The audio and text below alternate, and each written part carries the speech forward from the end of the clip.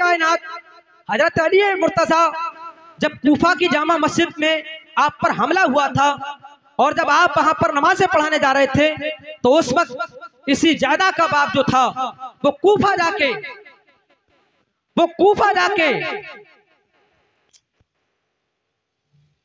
जायदा का बाप जो था, जायदा का बाप का मकान जो कूफा में था और कूफा में हजरत अली उसी रास्ते से गुजरते थे मस्जिद के लिए।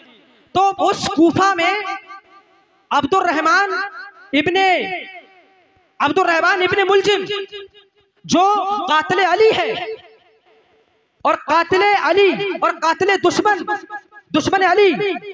दुश्मन अली है, यही अब्दुर्रहमान इब्ने मुलजिम जो था, जब वही कूफा में जाके बयान किया जाता है, मौरखीन बयान करते हैं कि जे जायदा का बाप असास कुंदी इसी के मकान पे जाके ठहरा था, उसी घर में जाके ये रुका था। इसने अपनी रात वही बसर की थी। जब सुबह नमूदार हुई थी तो इसने फौरन कहा था जाके, इसके बाप ने असास कुंदी ने कहा, ए अब्दुर्रहमान इब्ने मुलजिम उठो और देखो तुम्हारा शिकार मस्जिद में नमाज पढ़ाने के लिए जा रहा, दौड़ो जल्दी करो और जिस मकसद से तुम कूफा आए हो इन्हें शहीद कर दो, अपने मकसद में कामयाब हो जाओ।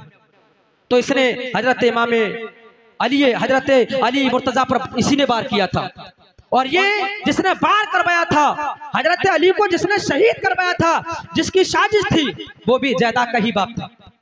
दूसरी शख्स शुबा ये है, इस पर मौरखीन बयान करते हैं, इसका एक भाई था जिसका नाम था मोहम्मद इब्ने असास, जिसने हजरत मुस्लिम बिन अकील को शहीद कराने में साजिश की थी।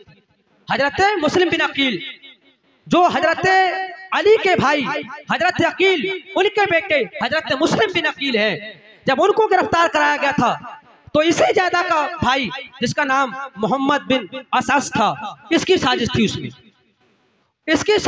थी। तो ये दो पहलू ऐसे थे कि जिस पे मौरखीन ने अपनी अपनी राय रखी कि जायदा ने शायद के जहर दिया था।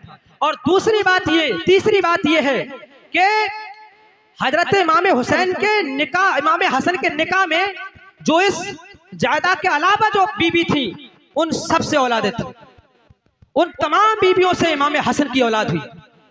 इमाम हसन की औलाद उन तमाम बीबियों से हुई। वक्त कम है नहीं, मैं इंशाल्लाह वो तुम्हारे नाम भी बताते हैं बीबियों के। उन तमाम बीबियों से हजरत इमाम हसन की औलाद, अगर किसी से औलाद नहीं है तो ये जायदा बिनते असस है, इससे कोई औलाद इमाम हसन की नहीं। और इसको मरवान और यजीद का इसे एजेंट भी कहा जाता था। इसने बहुत अंदर आके बहुत सी साजिशें रची थी, वो इसके कारनामे भी सब मैदान में आ गई। और फिर उसके बाद से ये बदबख्त औरत का आज तक कभी किसी मौरखीन ने नाम तक नहीं लिया है। इन शक व शुबा में जायदा बिनते असस आती है। अब ये किन किन लोगों ने बताया है शक के एतबार से, हजरत शाह अब्दुल अजीज अब्दुल हक मुहद्दिस देहलवी रहमतुल्लाह अलैह, वो भी अपनी किताब में लिखते हैं कि जहर इसी ने दिया था।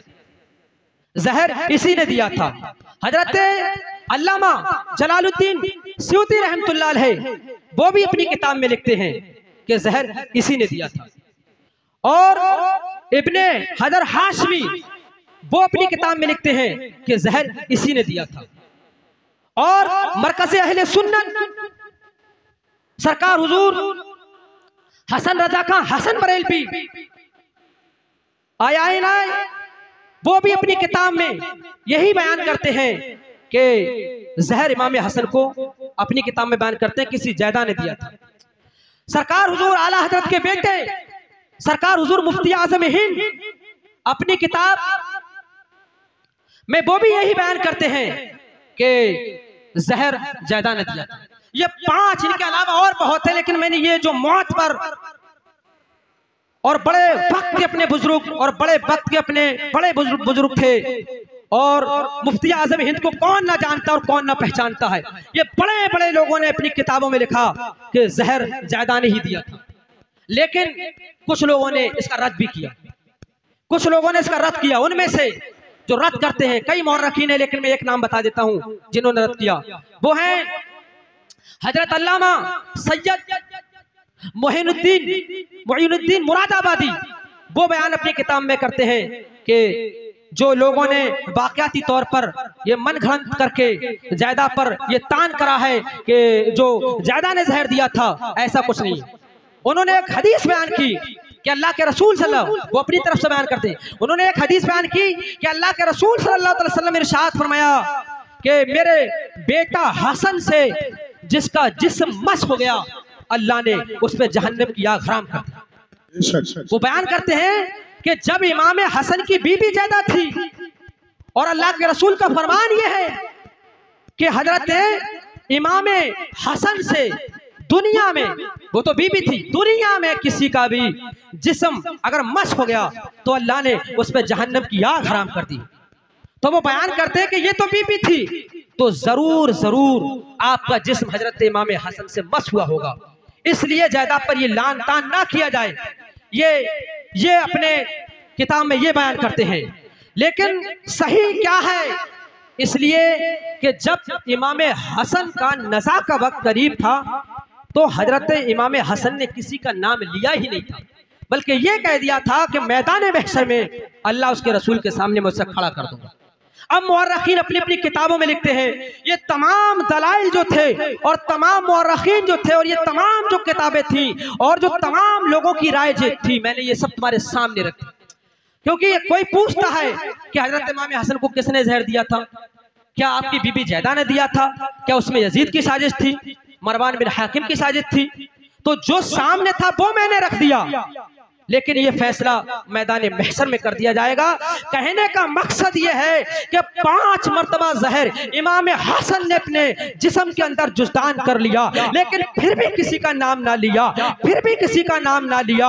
और फिर उसके बाद जब हजरत इमाम हसन दुनिया से रुखसत होकर जाने लगे तो अपनी बहन हजरत सैयदा ज़ैनब को बुलाया और तन्हाई में बैठा के कहा था, ऐ मेरी बहन ज़ैनब, तू सैयदों की माँ है, तू सैयदों की बेटी है, और गोया के तू साबिरों की माँ है, साबिर की बहन है, तू साबिर की बेटी है। ऐ मेरी बहन, जो एक मर्तबा हमने मस्जिद के अंदर, एक मर्तबा हमने मदीना के अंदर बैठकर हम वहां पर तीनों भाई यानी इमाम हसन, इमाम हुसैन और हजरत सैयदा ज़ैनब भी वहां पर खेल रही थी, तो उस वक्त हमने करबला का मंजर बनाया था। किसी आने वाले ने कहा था, ऐ इमाम हसन, ये जमीन पर कैसी लकीर बना रहे हो, ऐ इमाम हुसैन, ये जमीन पर कैसी लकीर बना रहे हो, ऐ सैयदा ज़ैनब, ये किसका नक्शा खींच रहे हो? तो तीनों बहन भाइयों ने एक जा होकर कहा था, ये मैदान करबला का नक्शा बनाया जा रहा है।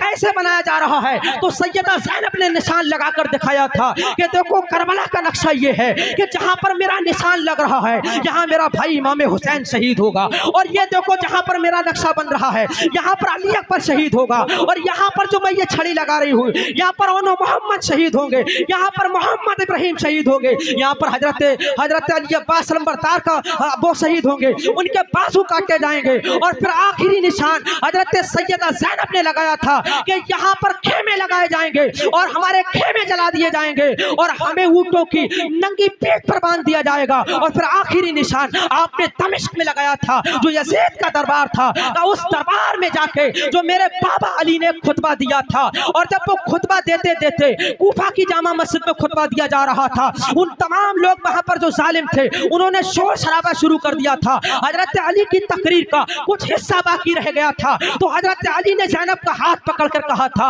ऐ मेरी बेटी ज़ैनब सुन, जब मैं दुनिया से जा रहा हूँ तो मैंने अपनी खिलाफत की पगड़ी हजरत इमाम हसन को दे दी हैगी, और मैदान करबला यानी इमाम हुसैन जो वहां पर जाएंगे, जो मैंने जब मुझे शहीद किया गया था, यानी जब मुझे इब्ने मुलजिम ने शहीद किया था, तो उस वक्त मैंने फजर की नमाज पढ़ा रहा था और उसमें मैंने सिर्फ 3 सजदे अदा किए थे, एक सजदा बाकी रह गया था। वो सजदा कौन अदा करेगा? वो मैंने इमाम हुसैन के हवाले कर दिया है और कहा है मेरी बेटी ज़ैनब सुन, तू मेरी वफादार बेटी हैगी, लेकिन मैं दुनिया से रुखसत होकर जा रहा हूँगा, लेकिन जो मेरा खुतबा जब मैं तकरीर दमिश्क में कर रहा था तो उस वक्त मेरी तकरीर का कुछ हिस्सा बाकी रह गया था, लोगों ने शोर शराबा शुरू कर दिया था, तो मैंने तकरीर खत्म कर दी थी, वो आखिरी हिस्सा कौन पूरा करेगा? तो सैयदा ज़ैनब ने अली का हाथ को पकड़कर कहा था, ऐ बाप, ये वफादार बेटी ज़ैनब तुम्हारा दमिश्क में खुतबा देगी। का ये वही निशान है, यजीद का दरबार होगा और हजरत अली की बेटी, हजरत अली की बेटी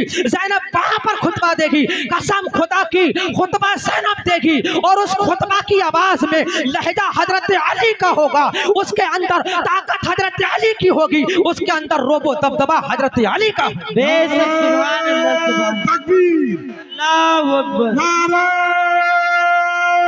तकबीर, अल्लाहू अकबर, नारा रिसालत या रसूल अल्लाह, नारा रिसालत या रसूल अल्लाह। मौलाना जावेद रजा जिंदाबाद, मौलाना जावेद रजा जिंदाबाद, शहीद आजम खान फिरोज जिंदाबाद, शहीद आजम खान फिरोज जिंदाबाद, मुसलमानाने अटकटा जिंदाबाद, मुसलमानाने अटकटा जिंदाबाद,